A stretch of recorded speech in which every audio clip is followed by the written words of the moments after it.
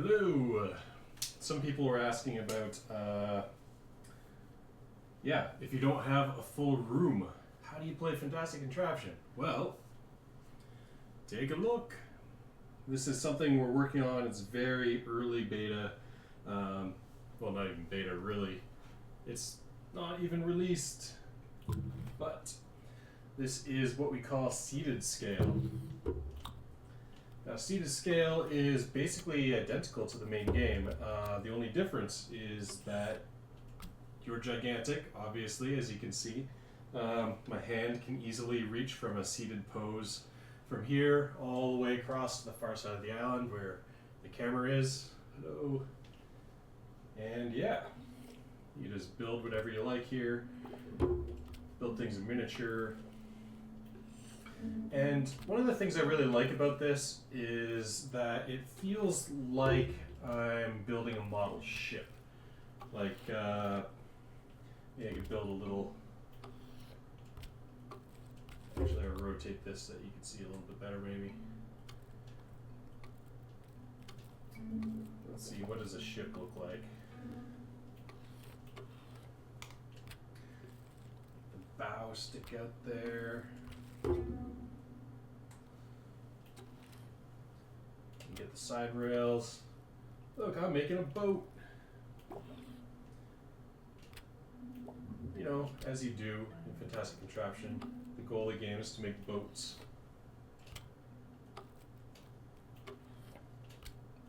Because there's tons of water.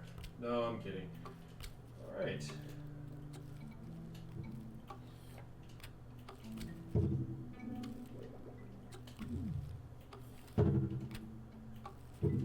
Go. Maybe I'll place my boat slightly off screen here.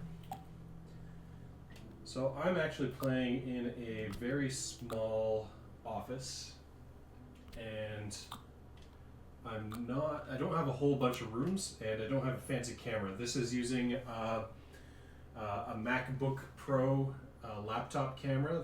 That's what you're watching me through right now. I'm using the free OBS software to just composite the scene, and that's about it.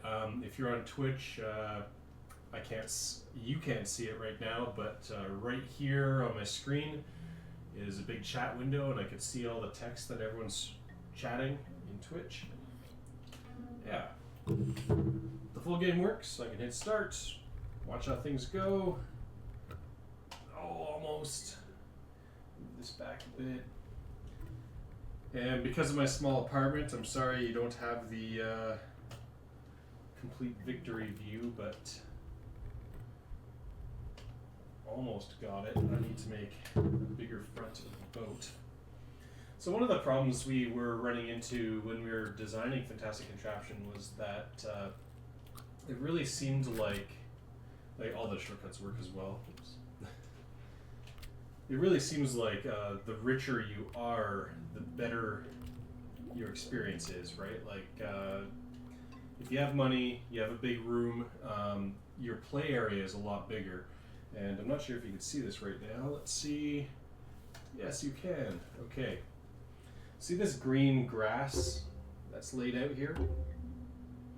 If I was at normal scale instead of this towering over the scene scale, this green grass space here would be the size of my office. So this would be my walkable space. So you can imagine me walking around on this green, the bright green grass area. If I'm big scale though, I have full access to this whole big green island, all the dark green grass. So the dark green is the full valid building area. So if you have a large house or a large apartment or plenty of free space in your abode, then you could naturally walk around the whole space. But if you have a small area, like right now I'm emulating like I only have a desk to play in, you could still play the game. Now that said, I mean, I do believe that Fantastic Contraption is best played standing up, because I mean, this is fun. This is great in its own little way, right? Like this is, like it feels like you're, like you could just build like a little paper airplane or something. You could just like give that a throw, and that feels awesome. Like that feels really cool.